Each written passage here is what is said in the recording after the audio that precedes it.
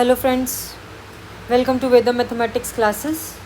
In this video I will explain you linear equation in two variable exercise 4.2 of NCERT. Correct? This exercise is very easy, you can understand it. Give geometrical representation. Geometrical representation means you have to present it graphically. Okay, of y equal to 3 in one variable and in two variable. What do you mean by in one variable? Variable means any alphabet A to Z, any can be there, any alphabet can be there. और one variable means उसमें सिर्फ एक ही variable होना चाहिए. In two variables means उसमें दो variables होने चाहिए. X Y हो, Y Z हो, Z A हो, कोई भी हो, वो हमारे इन टू वेरिएबल्स होगा. तो पहले हम इन वन वेरिएबल में देखते हैं कैसे रिप्रेजेंट करेंगे. हमारे पास है y is equal to 3. So what you will in the representation of one variable, what you have to do, you always have to make a number line. Correct? Y is equal to 3. So how will you start? 0, 1, 2, 3, and this is what is y is equal to 3. Okay, means this line, this particular line is the line of y. Correct? So this is how you will represent in one variable.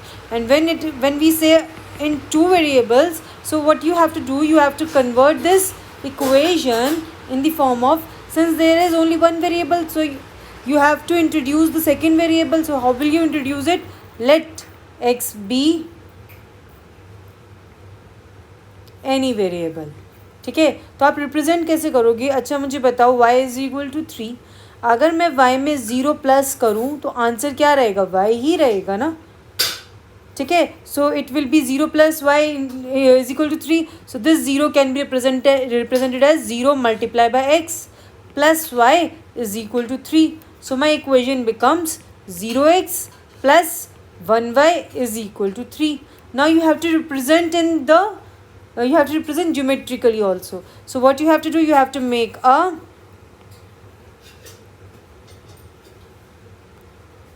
box. You have to find the solution of this equation x y. ठीक है, one thing I want to tell you, the equation is y equal to 3. So whenever we plot it on a graph where x is there and y is there, y is equal to 3, that simply means for any value of x, for any value of x, y की value हमेशा 3 रहेगी. कोई भी हो y की value, x की value, y की value आपकी हमेशा क्या रहेगी? 3 ही रहेगी. मतलब अगर x की वैल्यू 0 तो भी y की वैल्यू क्या होगी? 3. x की वैल्यू 1 तो भी y की वैल्यू क्या होगी? 3. x की वैल्यू 2 तो भी y की वैल्यू क्या होगी? 3. ठीक है, ये y इज इक्वल टू 3 की इंटरप्रिटेशन थी. लेकिन जब मैं इसको ऐसे x 0x plus Y is equal to 3 करूँगी तो मैं प्लॉट करती हूँ. देखो उसमें भी क्या यही बात आती है.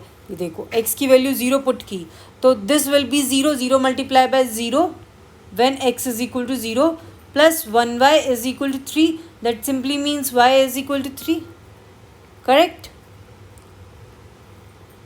When x is 1, when x is equal to 1, तो 0 multiply by 1 plus 1y is equal to 3. So what does it mean? 0 into 1 is 0 plus y is equal to 3, so y is also 3. So if I take x is equal to minus 1, then also my answer will be 0 multiplied by minus 1 plus y is equal to 3. That simply means y is equal to 3. Why? Every time whenever I put the value of x in this equation, it will always get multiplied by 0, and 0 multiplied by any number will always give me a 0. With any number will always give me a 0. So this term will always get 0. So we are left with what? Y is equal to 3. So in any case, whatever the value of y, the answer will always be 3. Reason is, whenever they give us the equation as y is equal to 3, means whenever you represent a equation which is a linear equation in one variable and you have to plot it in a 2D graph, or if I have to convert it into a two variable equation, so what you have to do, you have to introduce an x with 0. जब आप 0 के साथ introduce करोगे उसको, तो वो ये वाली टर्म हमेशा 0 प्रोवाइड करेगी. तो इसीलिए y की वैल्यू हमेशा क्या आएगी? 3. That's how we will plot it, we will represent it. Now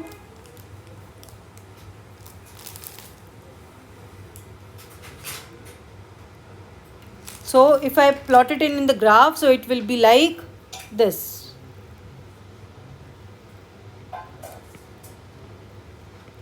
X axis, y axis 0, 1, 2, 3, 4, 5, 6, -1, -2, -3, -4, -5. Answer will always be 3. y x की वैल्यू 0 पे y की वैल्यू 3, x की वैल्यू 1 पे y की वैल्यू 3, 2 पे 3, 3 पे 3, 4 पे 3, 5 पे भी 3, -1 पे भी 3, -2 पे भी 3, -3 पे भी 3, -4 पे भी 3. So answer is this. So this is the plotting of 0x plus y is equal to 3. Correct? Now second question. What second question says? Give the geometrical representation of, question says, give geometrical representation of 2x plus 9 equal to 0